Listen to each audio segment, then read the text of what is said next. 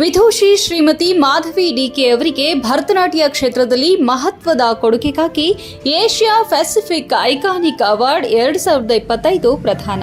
International Cultural Fest Council of India ಮತ್ತು Global Peace Foundation ವತಿಯಿಂದ ಭರತನಾಟ್ಯ ಕ್ಷೇತ್ರದಲ್ಲಿ ಅವರ ಮಹತ್ವದ ಕೊಡುಗೆಗಾಗಿ ದಾವಣಗೆರೆಯ ಪ್ರತಿಷ್ಠಿತ ನಮನ ಅಕಾಡೆಮಿ, ದಾವಣಗೆರೆಯ ಸಂಸ್ಥಾಪಕ ಕರಿಯರ್ ಶ್ರೀ ಹಾಗೂ ಗುರುಗಳಾದ ವಿದೂಷಿ ಶ್ರೀಮತಿ ಮಾಧವಿ ಡಿಕೆ ಅವರಿಗೆ ಏಷ್ಯಾ ಪೆಸಿಫಿಕ್ ಐಕಾನಿಕ್ ಅವಾರ್ಡ್ 2025 ಪ್ರಶಸ್ತಿ ಪ್ರದಾನ ಮಾಡಲಾಗಿದೆ. ಈ ಪ್ರಶಸ್ತಿ ಕಾರ್ಯಕ್ರಮ ಇಂಡೋನೇಷಿಯಾದ ಬಾಲಿಯ ಎಸ್ಟಿನ್ ಕಾನ್ಫರೆನ್ಸ್ ಹಾಲ್ನಲ್ಲಿ ವಿಜೃಂಭಣೆಯಿಂದ ನಡೆಯಿತು.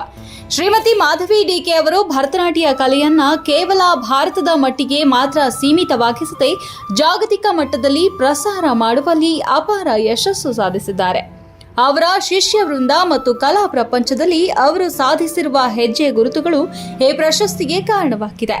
International Cultural Fest Council of India ಮತ್ತು ಗ್ಲೋಬಲ್ ಪೀಸ್ ಫೌಂಡೇಶನ್ ಉನ್ನತ ಸದಸ್ಯರು ಮತ್ತು ಅವರ ಸಾಧನೆಯನ್ನ ಶ್ಲಾಘಿಸಿ ಭರತನಾಟ್ಯದ ಮೂಲಕ ವಿಶ್ವಶಾಂತಿ ಮತ್ತು ಸಾಂಸ್ಕೃತಿಕ ವೈವಿಧ್ಯತೆಯನ್ನ ಉತ್ತೇಜಿಸಲು ಮಾಡಿದ ಅವರ ಪ್ರಯತ್ನವನ್ನ ಹೊಗಳಿದ್ರು.